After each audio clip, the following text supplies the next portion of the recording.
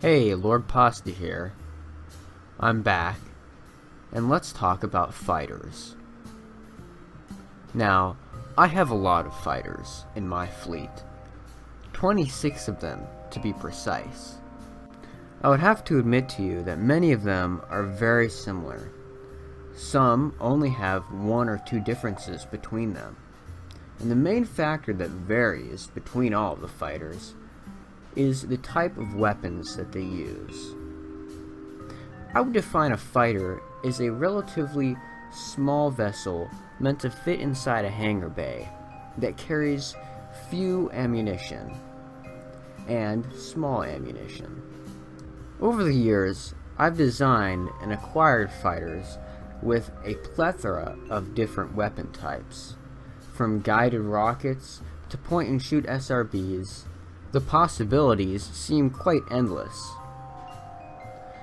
But today, I am left wondering one question. What is the point of a fighter? Are they really that effective? Small ammunition tends to not have any effect against large armored ships and naval battles.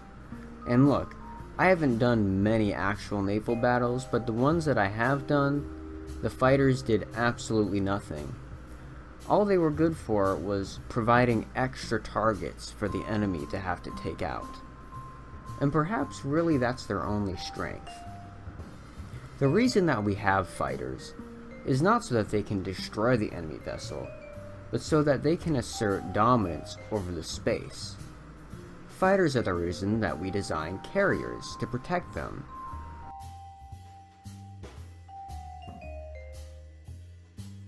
Alright, with all that out of the way, let's start looking at the actual fighters themselves. Now, a few things before I start. I have so many fighters that I will be only looking at a few of them. Also, don't pay too much attention to the names of each fighter. It's not really important. I've had many different naming conventions throughout the years. The first one involved all fighters being called space something, so space S, space T. The second was used for all my vessels and was extremely complicated. Let's start with this one here. The first thing we'll notice is the ammunition, and it is also the first thing that I will talk about because it is the most relevant factor when it comes to fighters. This fighter uses a guidable rocket with armor-piercing capabilities. I think that's the most effective ammunition to equip on a fighter, especially a small one that is not big enough to hold multiple rockets. Fighters are also equipped with RCS and small thrusters, as getting places won't really be a necessity for most small fighters the size of this one. They will most likely be housed in a hangar bay and protected and carried there to their destination. Here is a slightly larger fighter. It has 3 rockets. Each one is reloadable. That's a point I make with all of my fighters and all of my rockets. They're all reloadable. These rockets are point-to-shoot SRBs composed of a structural segment with docking ports on either end. I think that that is the least effective, yet easiest type of weapon to equip a fighter with. And again, I do think that this one is small enough to be carried in most hangar bays, so that's where it will be getting most of its thrust. This next one is quite interesting. I was trying a new, more experimental technique here.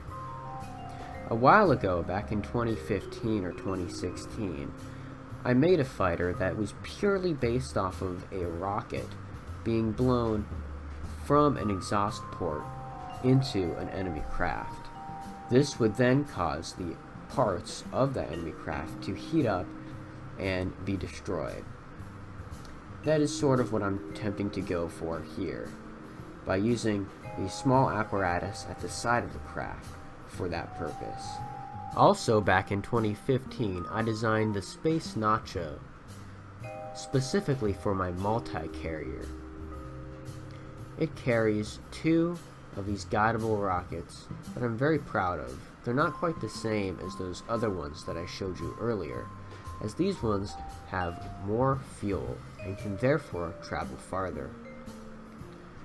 However, I later discontinued these space nachos in favor of more heavily armored fighter designs.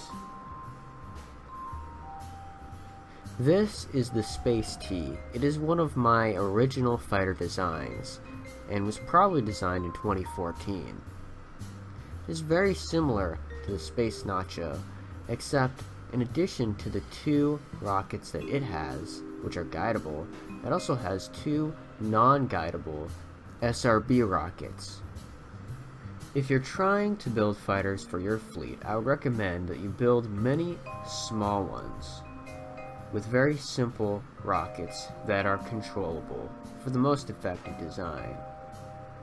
Other designs, such as this one that I'm showing right here, can be very effective against unarmored vessels, but you most likely won't be going up against those in a naval battle combat.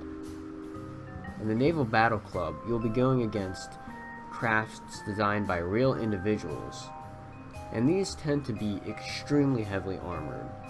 And SRB rockets, or other lighter rockets, just tend to not be enough when it comes to those types of vessels.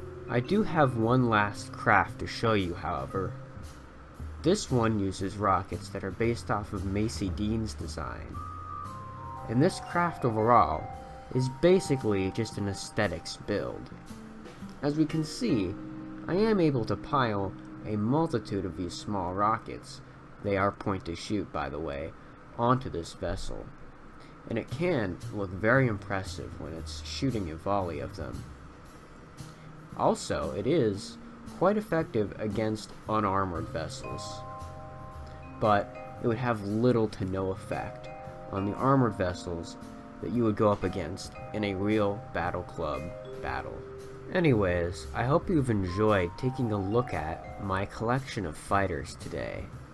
I've only just scratched the surface of the amount of fighters that I have, but I hope I've given you a good idea for maybe something that you will design.